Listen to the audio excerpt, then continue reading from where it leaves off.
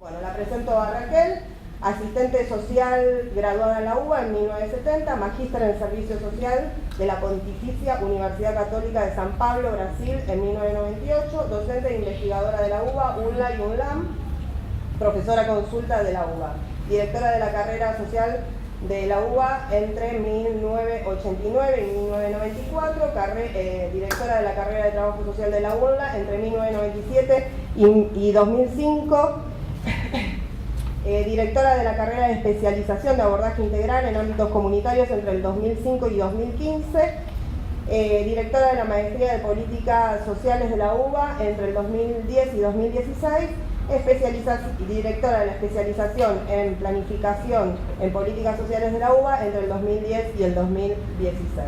Autora de varias publicaciones nacionales e internacionales. Así que bueno, a disfrutarla a Raquel, un aplauso nuevamente para Raquel y iniciamos la jornada.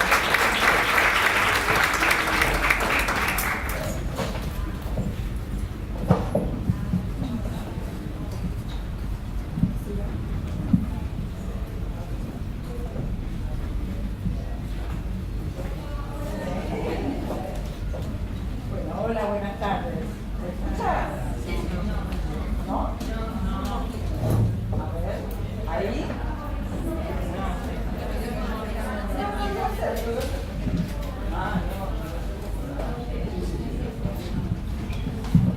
Ahí está. ¿Ahí va? Ok.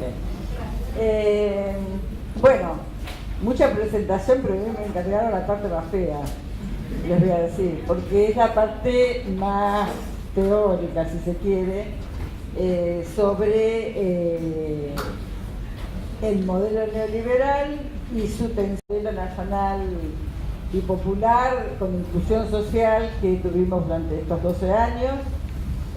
Y esta nueva cosa que está ocurriendo ahora, que tendemos a caracterizar como una nueva etapa de neoliberalismo, pero yo me voy a atrever a denominar de otra manera.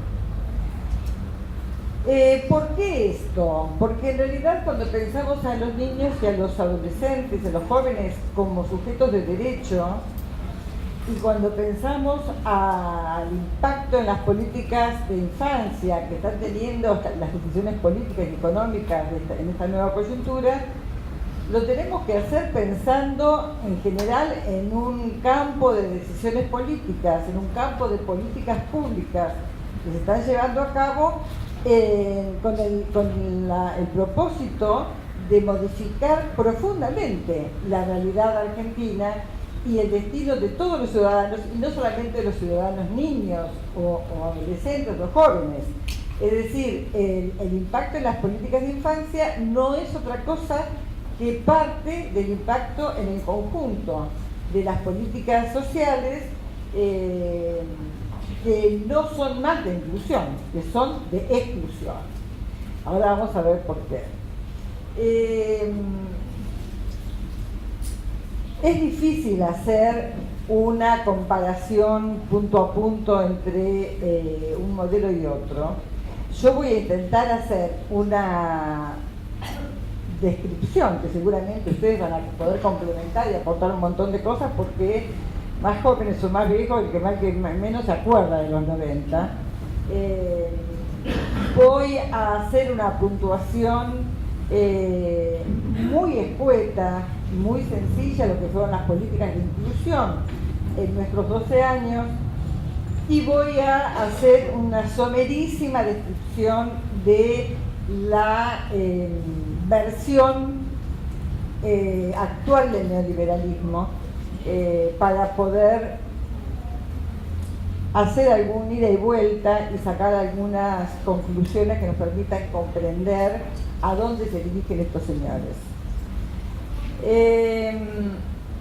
Cuando uno piensa en el liberalismo, porque el neoliberalismo no es una cosa, una versión, digamos, que fue moderna de lo que conocemos más específicamente como el liberalismo ortodoxo. El liberalismo original era una propuesta de organización social y política que complementaba estrictamente con el proyecto del modo de producción capitalista. Y se basaba en la libertad de los ciudadanos como principal atributo, pero no cualquier libertad, la libertad de vender la fuerza de trabajo. Es decir, un mundo organizado a partir de dar por hecho que cada sujeto tenía la posibilidad de establecer con el dueño de los medios de producción en términos marxistas o con el patrón en términos peronistas o con los sectores hegemónicos económicos, establecer las reglas de su contrato de trabajo de igual a igual. Acá atravesaban conceptos como el sujeto como ente racional capaz de transformar la naturaleza y hacer de eso un hecho económico, y el concepto de libre albedrío, es decir, el sujeto libre que podía resolver su propia vida de manera individual. ¿Por qué me remonto a esto? Porque en realidad estos rasgos, dichos así a grosso modo, componen, aunque no nos demos mucha cuenta todos, nuestra cultura política contemporánea. Díganme si no, ¿cuántos de ustedes están dispuestos a discutir el tema del libre albedrío? De que cada cual es dueño de hacer con su vida, ¿no? Bueno, en realidad el tema del individualismo, el tema de la esfera privada, de la vida cotidiana, son valores que todavía están muy vigentes en nuestra cultura.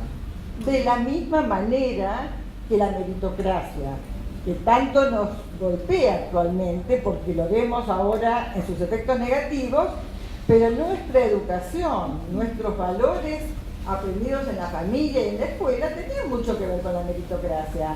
El esfuerzo y la perseverancia y el trabajar y el estudiar para poder progresar. Y esta idea del ascenso social basado en el esfuerzo personal está muy arraigado en nuestra forma de pensar. Esto, aunque nos cueste creer, va de la mano de una aceptación tácita de la desigualdad social.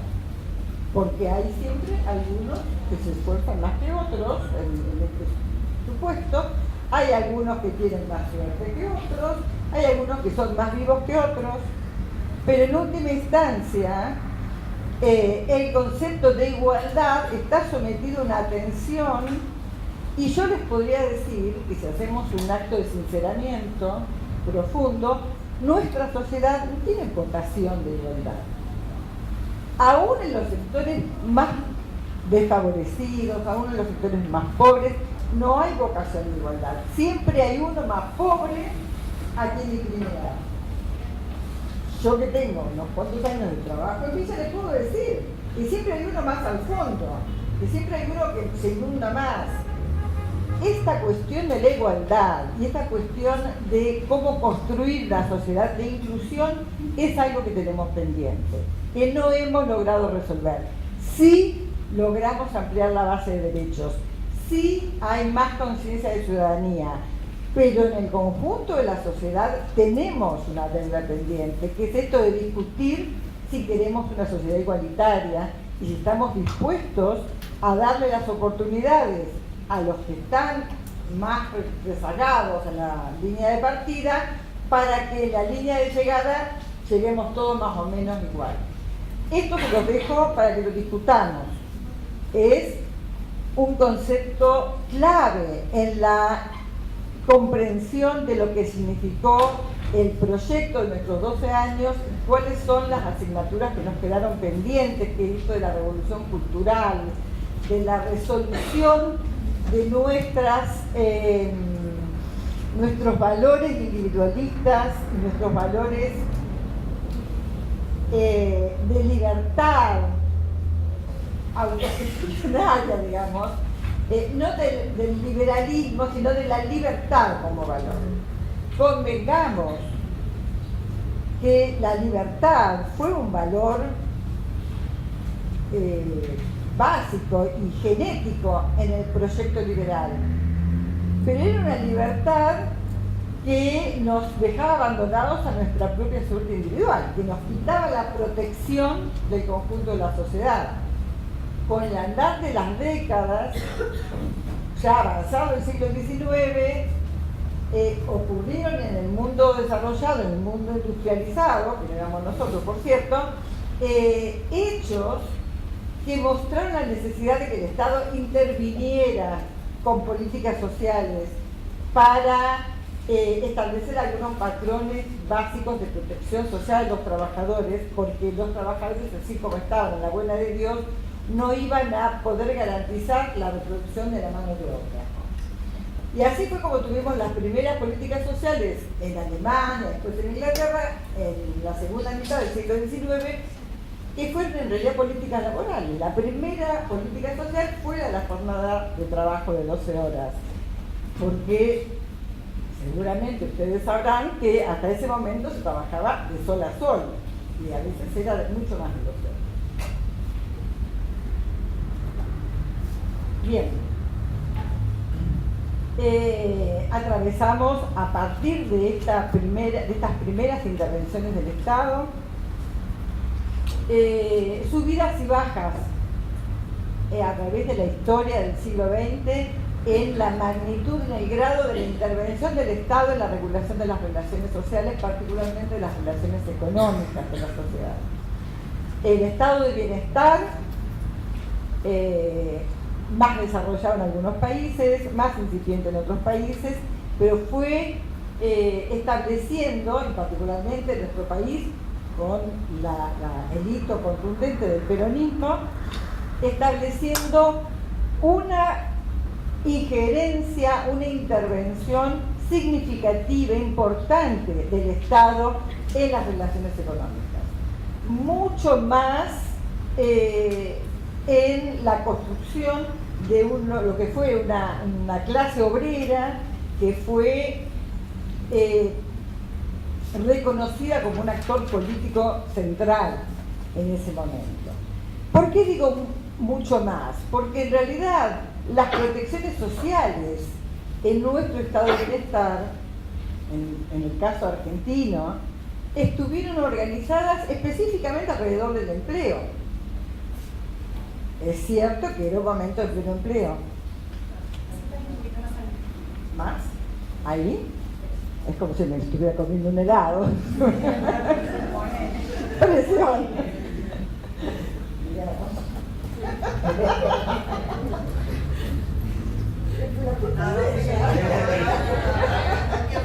Igual a veces que ahí escuchó.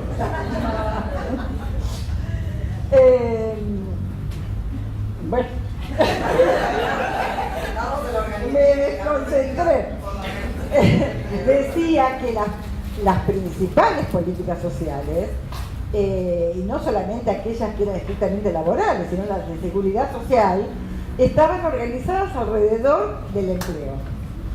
Y la condición de empleado en relación de dependencia era el pase para tener la protección para los niños, a través del salario familiar, las vacaciones para la familia, la seguridad en la vejez, la cobertura de la salud, con un modelo mixto, como ya sabemos, en nuestro país. Pero por cierto, fue un modelo de políticas sociales y de protección a los niños que estuvo fundamentalmente amarrado a la condición de empleado del jefe de la familia. En algunos casos de los dos, pero fundamentalmente de un trabajador en la familia que permitía que a través de esa figura del salario bajaran todas las formas del salario indirecto, que eran las principales protecciones sociales. Con el paso de las décadas, en el mundo, el mercado de trabajo fue perdiendo esta condición de mercado de pleno empleo. En todo el mundo, no solo en el mundo industrializado, digamos. No solamente en nuestro país, esto ocurrió bastante más tarde, pero también es cierto que no éramos un país totalmente industrializado y nuestro empleo no era totalmente industrial, sino que tenía el empleo de servicios, empleo en otras ramas de producción. Lo cierto es que en el mundo se empieza a discutir la protección social que el Estado garantizaba a través del salario, porque empieza a haber una transformación del mercado de trabajo y empieza a mostrar enormes sectores de trabajadores que estaban quedando fuera del mercado de trabajo. Las primeras reflexiones teóricas que se dan en este sentido ocurrieron en Francia. Hubo debates muy importantes en la década del 80 y 90. Seguramente ustedes han leído cosas de Castel, por ejemplo, que trae el tema de la exclusión social atado a la pérdida del trabajo. Nosotros lo vivimos en los 90. Es decir, la exclusión social no solamente fue resultado de una transformación en el modelo de políticas sociales, que sí lo fue, y ahora lo vamos a ver, sino que tuvo un origen fundamental que fue la explosión, la dinamización del mercado de trabajo a partir de la apertura de la economía y de las privatizaciones. Y eso generó hacia 1998 un 25% de población que estaba afectada en su condición laboral, ya sea porque era desocupado o porque era subocupado o porque trabajaba en precarizado, pero lo cierto es que este saltar por el aire del tablero del mercado de trabajo puso en tensión las protecciones sociales y nos obligó a pensar la exclusión social como un fenómeno que era específico, propio del neoliberalismo. Ahora bien, esto no vino solo, esto vino con una reforma del Estado, ¿no? Porque el neoliberalismo, consenso de Washington mediante, seguramente todos ya saben de qué se trata, y si no, bueno, irán a consultar a donde corresponde, que es Internet. Consenso de Washington mediante, hubo una presión de los organismos supranacionales, Fondo Monetario Internacional, el Banco Interamericano de Desarrollo, etcétera, para que hubiera una reforma, una modernización del Estado como aparato administrador de lo público. Esas reformas eran fundamentalmente tres.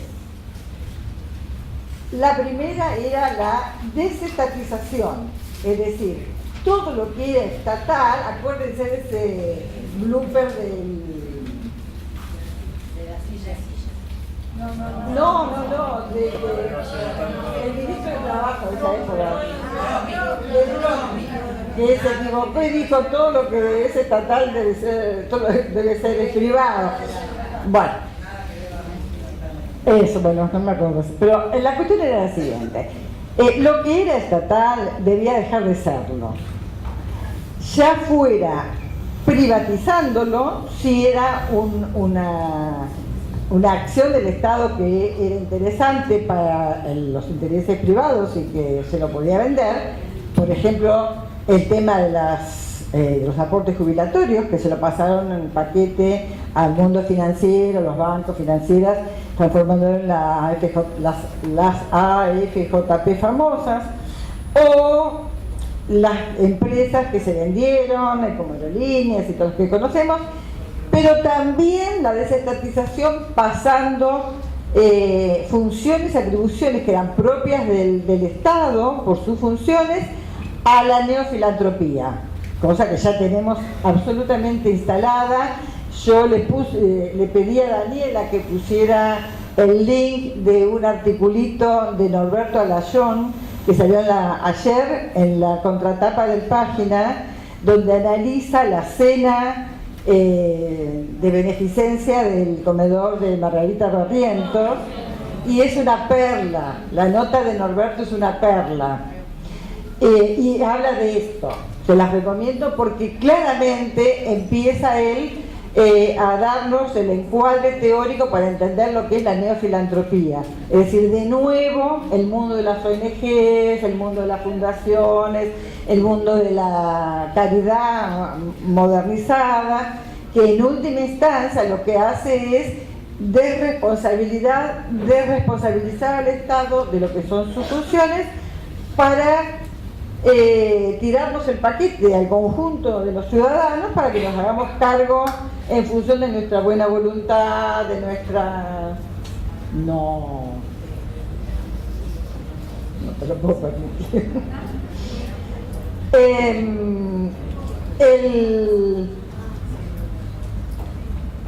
La segunda modificación es la desregulación. La desregulación que tuvo efectos en todos los campos, en el campo económico, en el campo de las relaciones laborales. No hacía falta una ley de contratos de trabajo nueva. La desocupación, de hecho, instauró la flexibilización y la renuncia tácita de los trabajadores a todas las protecciones sociales, porque con tal de conseguir un trabajo, cuando había cuadras de cola para un empleo, ya lo vivimos, ¿no es cierto? Y seguramente lo volveremos a vivir aunque nos duela. Claro, la ampliación, digamos, el ejército de reserva siempre es un ejército que permite reinsertarse. Acá no había espacio para reinsertarse, había que matarse a los codazos de la patada para conseguir un empleo. Y cuidarse cuando uno lo tenía, porque en cualquier momento lo perdía por otro que lo agarraba por la mitad del sueldo, por ejemplo.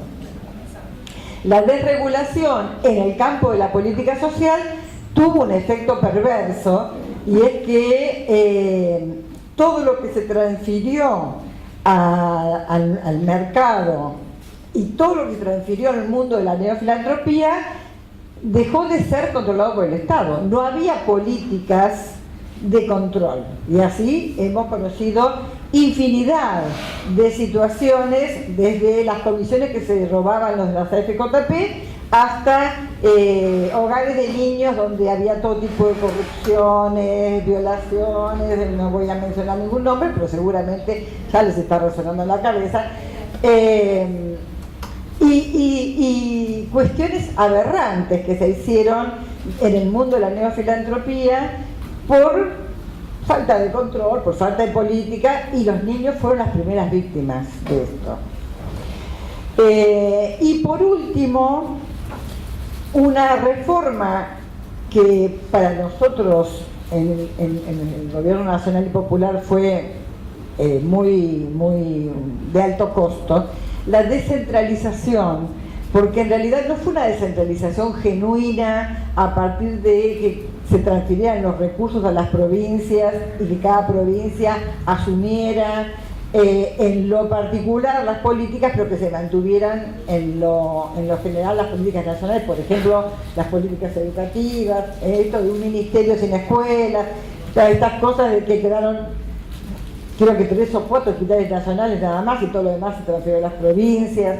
Y la forma en que se hizo esa descentralización, que todos conocemos, fue otra salvajada del neoliberalismo que obligó a provincias y a gobiernos locales a asumir la gestión de políticas para los cuales no estaba preparada, no tenía presupuesto, no tenía equipos técnicos, y que generó ahí una serie de cuestiones, con lo que después voy a retomar, pero que en lugar de ser de crecimiento para las comunidades locales fue de retroceso, porque se fortaleció el patronazgo, digamos, el dominio de las clases hegemónicas en las provincias que se apropiaron del poder político. Estoy haciendo una súper síntesis, por ahí después si quieren alguna cosa podemos ampliar. Esto fue el neoliberalismo. Comenzó en realidad con la dictadura militar. Tuvo en el gobierno radical algunos intentos de moderación, pero no de transformación, y se profundizó con el gobierno de Menem hasta llegar a la crisis del fin de siglo que todos conocemos. Claudia Danani, que seguramente muchos de ustedes conocen, llamó en el año 2004, creo, yo puse ahí un articulito para que ustedes consulten, en un libro acerca de las protecciones y desprotecciones sociales desde 1990 al 2000 y algo, llamó a las políticas sociales que comenzaron en el gobierno de Néstor como políticas de contrarreforma. Lo que ella quería decir era que estábamos tratando de recuperar aquello que había sido la reforma del Estado. Todo lo que eran nuestras políticas universales, todo lo que eran nuestras políticas de protección a derechos, de inclusión social, que habían comenzado con el peronismo, recuperarlas a través de un movimiento de dar marcha atrás con lo que fue la hecatombe del neoliberalismo. Ella lo escribió, creo que solamente pensando en el camino de recuperación que hubo que hacer de lo conceptual, de lo que significaban los sujetos como ciudadanos, portadores de derechos, y de lo que significaba una sociedad donde todos los ciudadanos formaran parte y tuvieran los pies adentro, en una construcción colectiva que apuntara a lograr condiciones más igualitarias de vida. No la igualdad, pero más igualitarias de vida, donde elimináramos, ya estoy, ¿no?, la pobreza absoluta, la indigencia.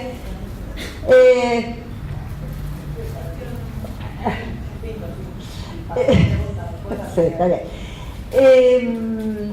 Todos conocemos lo que pasó, lo voy a saltar porque quiero en estos 5 minutos decir por qué yo llamo a este neoliberalismo neocolonialismo.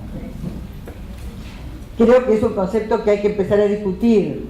Yo no lo tengo terminado de estudiar, no hay nada escrito al respecto, pero preparémonos porque no van por nuestros capitales, van por nuestra patria, por nuestros recursos naturales, por la soberanía, por la existencia misma de la patria. Esto es más que perder presupuesto para políticas sociales, esto es más que perder el fondo de la soja en los municipios, es mucho más grave. Es salvaje y es sumamente eficiente. Sumamente eficiente. Nadie se equivoque, no hay errores. No hay ninguno boludo, no. Son sumamente eficientes y la tienen clarísima. Hay dos cuestiones que yo quisiera traer para que ustedes lo discutan, me lo discutan, no sé. Primero, hay un cambio en el contexto internacional. El mundo ya no es un mundo de economías abiertas. Las economías se están cerrando. Y es un mundo multilateral donde están surgiendo nuevos actores importantísimos como China y Rusia,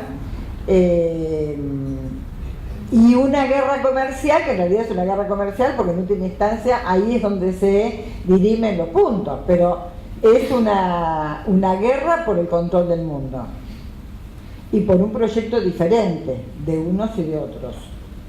Trump por un lado y Xi Jinping, que le tiene todos mis respetos, por el otro.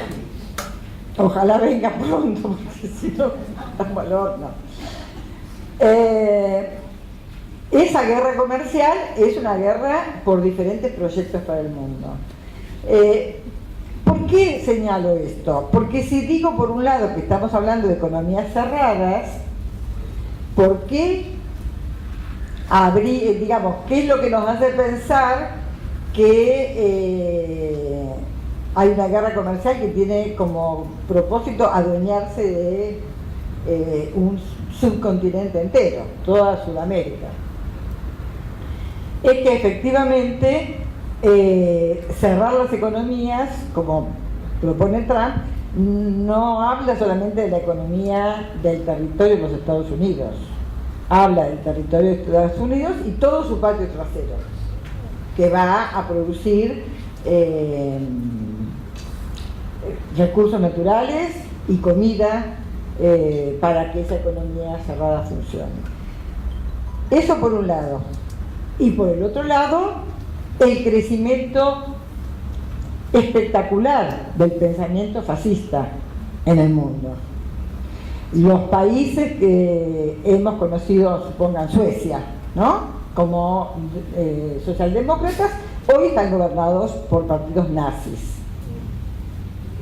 Hay muchos así, y hay un crecimiento que es aterrador de la cultura fascista, en parte como resultado del terror que tienen a los inmigrantes que están viniendo de África y de Asia, pero también en parte porque aflora en una situación de crisis lo que siempre ha estado. Bueno, ahí voy a dejar.